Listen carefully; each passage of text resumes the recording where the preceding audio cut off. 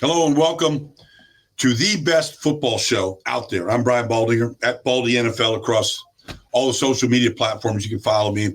Probably posted 60 videos since Sunday. All different teams, all different players, schemes, you name it. Watching Drake May, throw footballs to Keyshawn Butte, for 39 yards, perfect throw. You think it's Dan Marino making a throw. You can follow this show by downloading a free Odyssey app, liking it, subscribing to it, commenting on it. We're growing this platform. This is Wednesday as we head into week 8, and we call this Wisdom Wednesday. So I have studied all 15 games that were played last week, and this is some of the takeaways that I have. All right, let's just start with, this is the last weekend in October. We're turning the page to November, but we're already starting to get bad weather. And I'm watching Caleb Williams. I'm watching Tua Tagovailoa in bad weather. Like, they can't take a snap. They're dropping the snap. I'm watching Quinshon Judkins. It's a bad snap. He's trying to get a handle on it before he scores a touchdown. Like, get your wet ball drills in.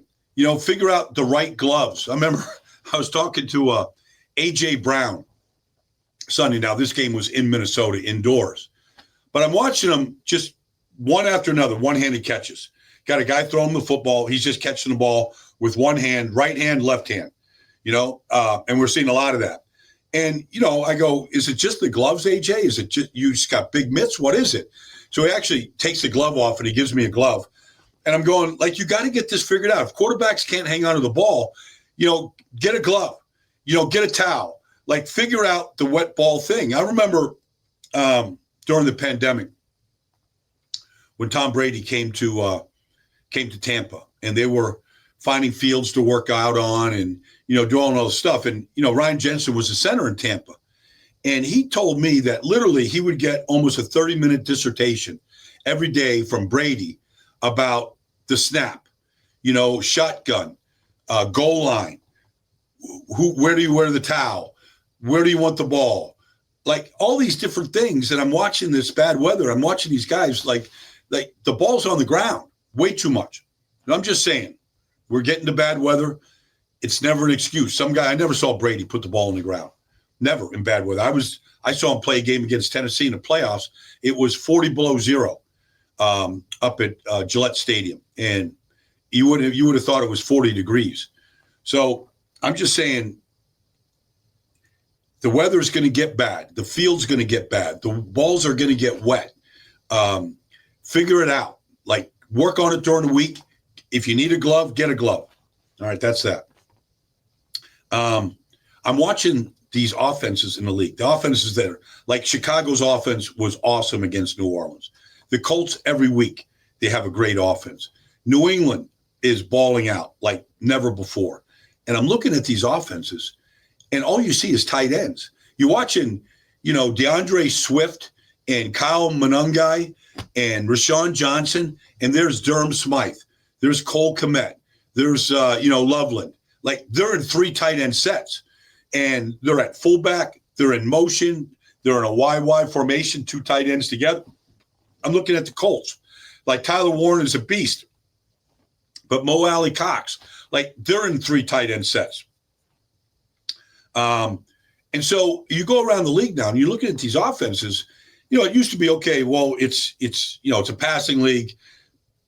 Buffalo was running 4 wide receivers a couple years ago. I mean, they need Dawson Knox and Dalton. They need Knox and Dalton Kincaid on the field together, and a fullback Gilliam. I've seen this thing changing. You're seeing these offenses now where, in Indianapolis, the 2 tight ends are in a wing formation. They're off the ball, off the offensive tackle in a wing set for protection purposes, for running the ball purposes.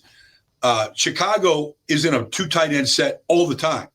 All right. I mean, you got, Brock Wright and you've got Laporta, almost every single set, they're in 2 tight ends and sometimes 3. And so I feel like the formations are shifting. And if you don't have 2 tight ends, 3 tight end sets right now, you're not running the ball as effective as you can. You get an extra gap that the defense has to defend when you take 2 tight ends or 3 tight ends. The way that Chicago ran the ball for 222 yards against the Saints the other day. They pounded them, and they were in that sets like all afternoon long. I feel like it's a shift. It's a trend, and it's a good trend because the quarterbacks aren't taking as many hits. They're going more max protection, under center, play action passes, and getting their big shots down the field. That's what the Eagles did to really get some big shots against Minnesota that they had not had in weeks. Something to look forward to. Injuries. Everybody's injured. You've seen these guys go out of these games. You're watching the Monday night game, and you're watching Detroit literally take Tampa apart. Worst game, second worst game that Baker's played as a quarterback of the Bucs in 3 years.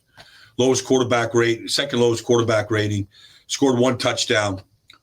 And then you look at what Detroit's doing. First of all, they didn't have a single starter in the secondary. We know, Brian Branch was suspended, but they didn't have a single day one starter. Darian Arnold. Like, you didn't see a single day one starter on the field. The starters at corner were Amik Robertson, Rock Yassin, right? And you're looking at these guys, and then you're looking at two starting safeties in the game, Hallett and Harper. They're both starting their first game ever. Rock Yassin gets hurt. They're now putting Nick Whiteside in. He's never played, and they're defending Ibuka in the end zone, and they're not getting any balls down the field. You're seeing, we pray for Mike Evans, but Rock Yassin is right there with them, taking them to the ground. And you go, boy, if there's one thing that Tampa can take advantage of is it's a weakened secondary. Guys that haven't played, backups in key spots, right? And they couldn't take advantage of it. And then you go, okay, the coaching really comes in and getting these guys ready because you didn't see breakdowns. You didn't see communication breakdowns the way you often see with a lot of new faces in the secondary, where communication, if you're not getting the call correctly, if you're not playing the call correctly, guys get turned loose, you give up big plays. Didn't happen all night. And then if you go to San Francisco, good luck studying that roster and knowing who all those guys are. Mustafa, Chase Lucas, Bryce Huff, Ukanamu. Like, you're looking at these guys that were playing and balling. Tatum, Bethune, starting at linebacker for Fred Warner. You go through that roster, you really have to study the roster and then study who these guys are.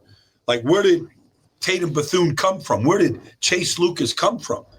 And then, they're playing the Atlanta Falcons, who've got the number one rushing offense in football, 150 yards a game. Bijan Robinson, Tyler Algier, shut them down.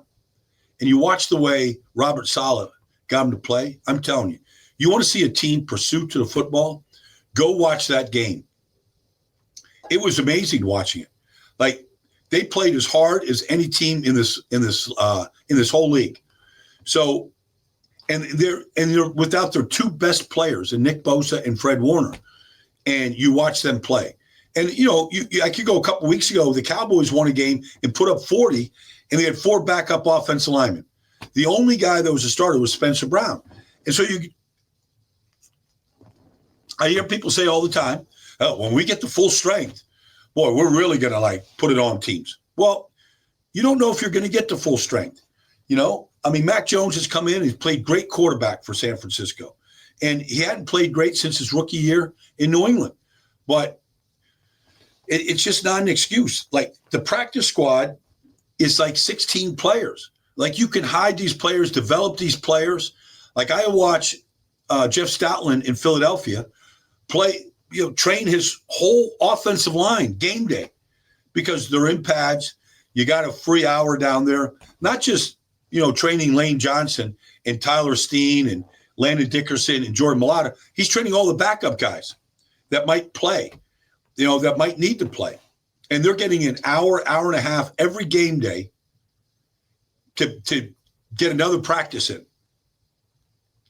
So it's still coaching. And what is your depth? The Cleveland Browns are playing every rookie they drafted. And then obviously Schlesinger And, you know, Mason Graham are great players. And Quinshawn Judkins is a great player. But, like, they got rookies everywhere. You know, Fannin is out there. Dylan Sampson is out there. The quarterbacks are rookies. I mean, they go and take the Miami Dolphins apart. So I don't want to hear any of this about the injuries, because I've seen plenty of teams that are very injured and they're winning football games. It's coaching and getting guys ready to play. All right, let's get to turnovers and turnover ratio.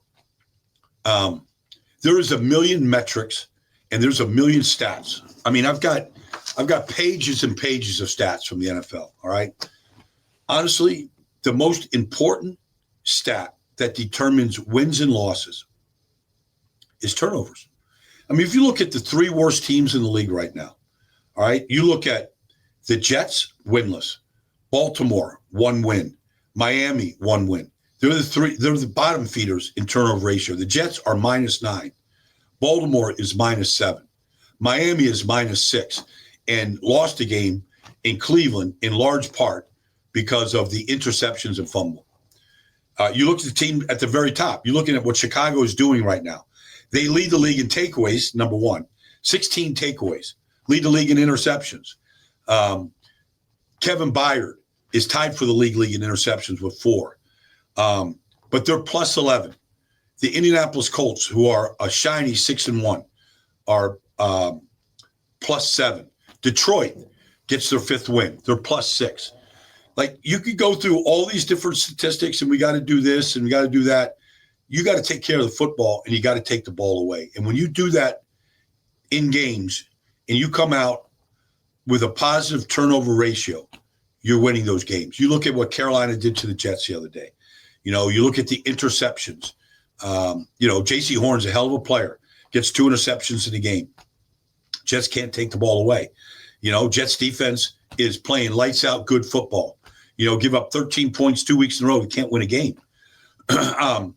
They can't take the ball away. The only team in the league without an interception. So figure out how to win the turnover ratio. All right. And then the last piece of wisdom, I think, that I want to leave you with this week as we head into week 8.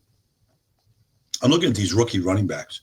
Anybody that's been watching Quinshawn Judkins, you know, what he's done in Cleveland with a rookie quarterback and, you know, sometimes a rookie tight end in Fannin and another rookie running back in Sampson and, you know, rookies everywhere. They found a way to win a game, and they're playing good football. They haven't won they've only won 2, but they're playing very good defensively. And Dylan Gabriel has not played poorly. But Judkins looks like the real deal. And if there's one position, as bad a franchise as the Cleveland Browns have been, if there's one position that they know how to get right, it's the running back position. I mean, Nick Chubb just had 5 amazing years there. You look at what Judkins looks like and Dylan Sampson, the 2 of them. I mean, they look like special players. And Judkins, like that 46-yard touchdown run, I mean, he ran away from the Dolphins. He made Minkah Fitzpatrick miss in the middle of the field, and he took it to the house. And he had 2 Wildcat touchdown runs. Like, he's powerful, fast, and has great contact balance. But Genty, I mean, they got to get things right, you know, with the Raiders. But Scatterboo took over the starting job from, you know, Tyrone Tracy, who played good last year as a rookie. Bill Krosky Merritt in Washington, starting running back, you know, 7th-round pick. You look at Omarion Hampton. You know, he's got to get healthy again, but he makes a big difference when he's in that lineup. You're looking at Dylan Sampson out of the backfield in Cleveland. You're looking at Kyle Monangai, you know, the 7th-round pick out of Rutgers in what he did the other day. He ran for like 80-something yards. The rookie running backs are making an impact. And it kind of goes a little bit into that conversation, and I don't want to even mention the word devalue because the great backs in this league are worth every penny.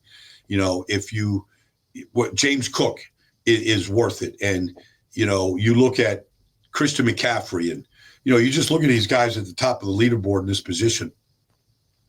Like, they're great players and they deserve to be paid like any other great position. But you're seeing what the rookie running backs can do. And we know that the shelf life of a running back in this league is less than it's right around 3 years or less than that.